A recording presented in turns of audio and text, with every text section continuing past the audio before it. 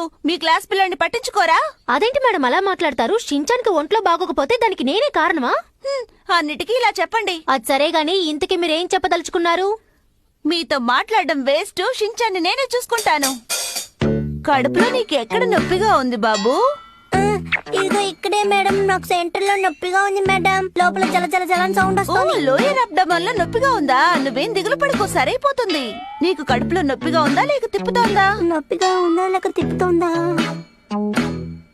కడుపులో 100 ఎలకలు running race పరిగెడుతున్నట్టుంది madam. నువ్వేమంటున్నావో నాకు అర్థం కాలేదు షించాన్. కడుపులో నొప్పిగా ఉందా లేక తిప్పుతోందా అని అడిగితే ఏదేదో సమాధానం చెప్తున్నావు. అడిగిన దానికి సమాధానం చెప్పు.